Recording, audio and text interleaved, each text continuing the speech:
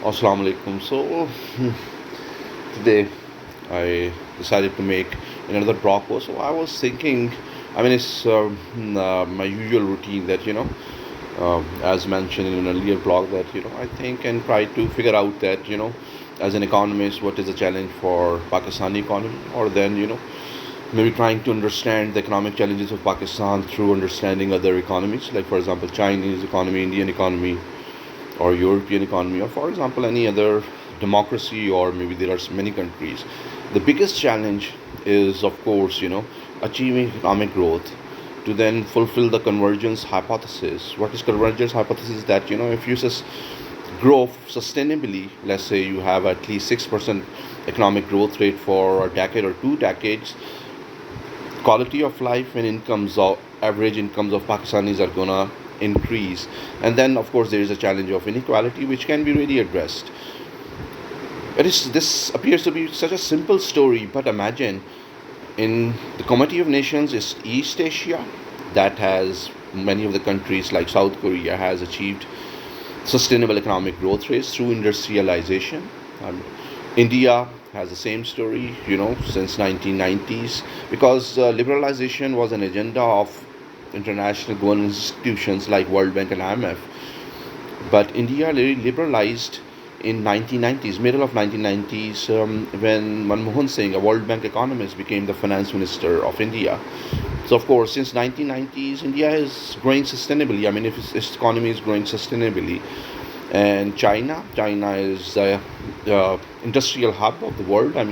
Most of the multinationals, billion-dollar multinationals, have outsourced their uh, production activities to China, and so China is one of the major exporting country of the world. But still, most of the Africa, Latin America, or many countries like Sri Lanka, Pakistan, and many some other countries in East Asia, they don't have a good experience with sustainable economic growth. They have spurts of growth, of course. In with the start of the millennium, every country in Africa, Latin America, or Asia developed a significant, robust services sector, and which is a very high growth sector because, of course, through globalization, a significant portion of educated population would have jobs, and of course, with liberalization of financial sector, there was many services. Telecommunication also was developed in the start of the millennium. Mobile technologies really became commercial. But still, the question to achieve sustainable economic growth rate is a myth.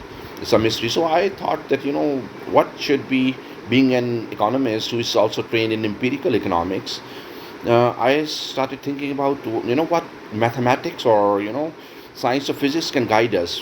For example, a few days ago, I just went to uh, fix my laptop in while I walked there. It was a 15 minutes walk towards the market, and I gave the laptop. It took 2 hours for my laptop to get fixed, and I just brought it back. So I was sitting with my daughter, my little child. I asked her. I was just, we were just talking, and she would say that, she knows that I went the to a shop to fix my laptop and came back. Now imagine, that's something which is defining symmetry. That if you have the information, and if you are certain that, for example, if I tell my daughter that, okay, I'm going to a shop where I'll ask the shopkeeper to fix my laptop, or a technician to fix my laptop. Now, while I was sitting at home, she would what is the possibility that she's certain or she's uncertain that I will manage to reach the shop within 15 minutes of walk, and then get my laptop fixed. Now, now imagine there is some kind of a system which even a little school going child can understand and then predict future about it. It's everyday observation. So it's now, if you it is such a simple and basic example. For example, what is a certainty? Of course, it is the certainty that what she knows about me. I am a healthy individual, and of course, I go to the market walking. I bring my groceries. I do other stuff while every day. So it is kind of a her observation that, if I tell her that I'll bring her chocolates if I go to the grocery store and buy some groceries. I'll always bring her chocolates or chips or other stuff. So she's quite certain that when I say that I'm coming in 15 minutes, I'll be walking towards towards the market and come back. So she would inherently simulate or predict the certainty of the outcome. Now imagine that this what it reflects in mathematics is symmetry. I mean, within a subsystem, you have developed a symmetry. Now, of course, I'm living in Lahore. Lahore is a Pakistani city, and of course, Pakistan is one of the countries in other Committee of Nations. So, the more variables you add to understand a certain activity, certain action, and then bring symmetry and identifications to the relevant variables, you then manage to find a good control of the system.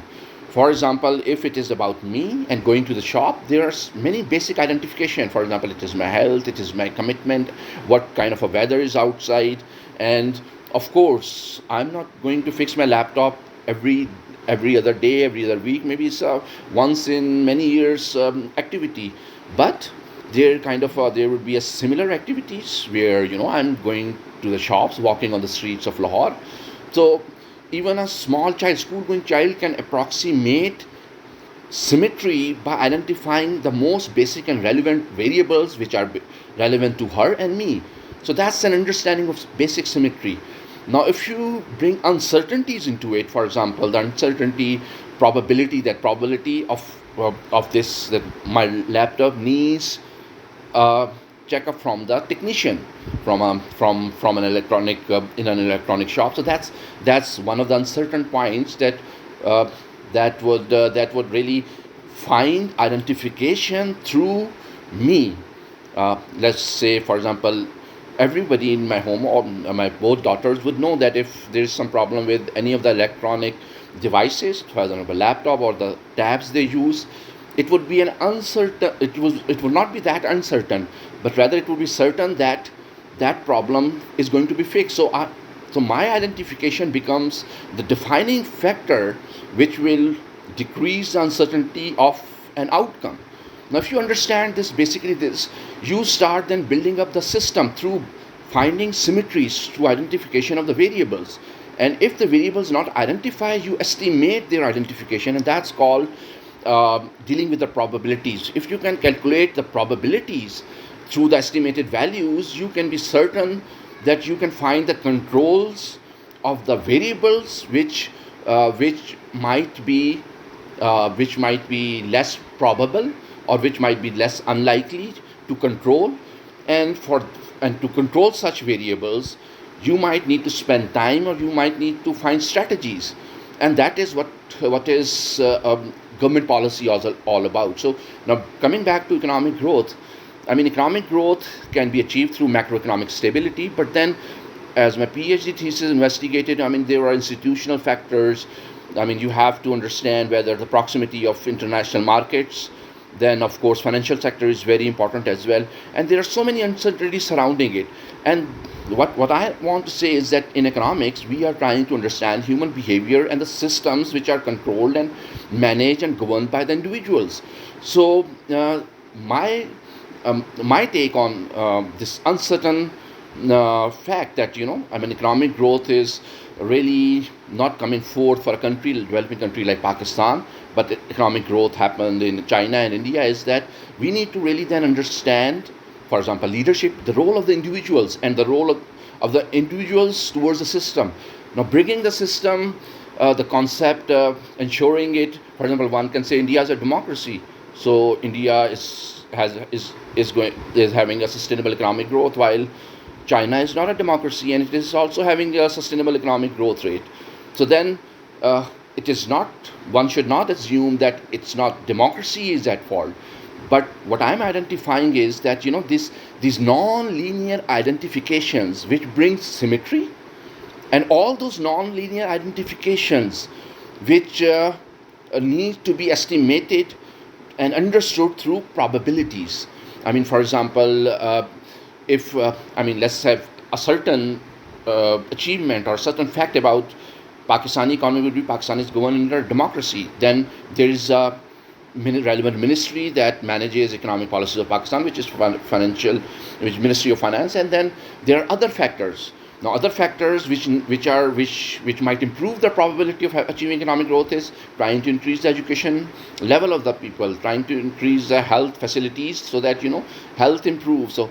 So basically, uh, this would allow to then develop a system that identifying certainty and symmetry in subsets, while then identifying uncertainties through their probabilities. This can then lead us to a model which is called inclusive growth rate model. For example, what is the probability that all Pakistanis are going to be highly educated?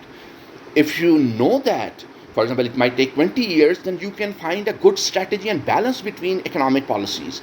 For example, during President Musharraf, he emphasized a lot on higher education, but then how to really make a policy and a non-linear model and a system is that you need to find the probability and likelihood of all the variables, and then figure out that which variables can be identified and controlled through short-term policy and a long-term policy.